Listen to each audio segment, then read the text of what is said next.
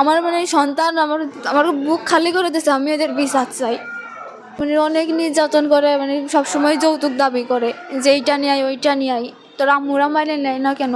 কিন্তু যেই জায়গায় সতীন আছে, আমার বিয়ের 18 দিন পর আমার হাজব্যান্ড আবার বিনা অনুমতিতে বিয়ে করে। 7 মাসের প্রেগনেন্ট ছিলাম।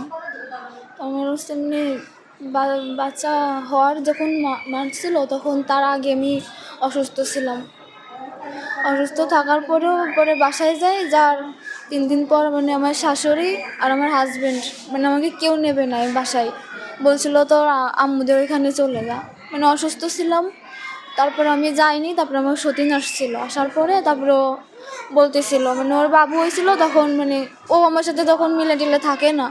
ও বলতেছিল যে আমার হাজব্যান্ডকে সবসময় মানে ফাঁকায় ডাকে নিয়ে মানে করতেছিল, বলতেছিল ওরা পাঠায় দেন।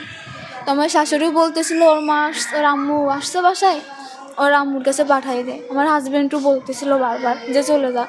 আমি যাইনি, এই জন্য আমার হাজব্যান্ড, আমার সতীন আর আমার শাশুড়ি মিলে আমাকে অনেক মারধর করে। আমার হাজব্যান্ড মানে আমাকে লাথি মারে দেয়, আর সতীনও লাথি মারে, ঢেকা মেরে দেয় আমার হাজব্যান্ড। আমার হাজব্যান্ডের নাম ইমন, গ্রাম শ্রীফলতলা। লাথি মারার পরে মানে রাত 10টার দিকেই কাহিনী হয়।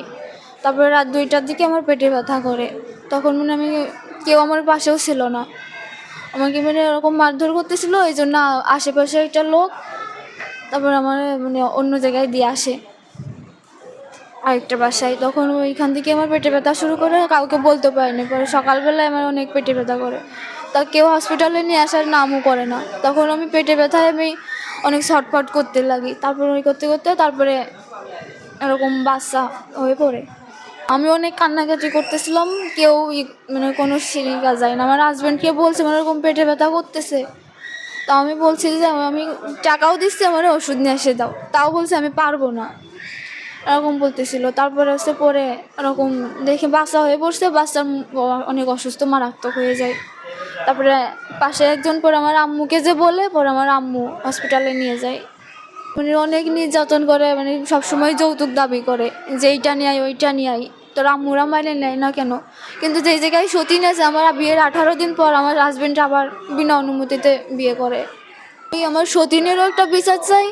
আমার মানে সন্তান আমার আমার বুক খালি করে দিয়েছে, আমি এদের বিচার চাই। যখন ওই মেয়েটাকে নিয়ে আসছিল, তখন আমি আমার শ্বশুরদের অনেক বলছিলাম, আমি অসুস্থ পড়ছিলাম, কান্নাকাটি করতে করতে উঠে দাঁড়াইতে পারতাম না। সবাইকে বলছিলাম একটা ব্যবস্থা করতে, কিন্তু তারা কোনো ব্যবস্থা না করে আবার বিয়ে পড়ায় দেয় ওই মেয়েটার সাথে। সেদিনকে আমার বিয়ে করে নিয়ে যায়, তখন প্রথম দিন ওই মেয়েটা আসছিল, আসার পরে সবাই মিলে তারপরে পাঠায় দেয়। তার 18 দিন পর আবার নিয়ে চলে আসে আমার হাজব্যান্ড আমার বিনা অনুমতিতে।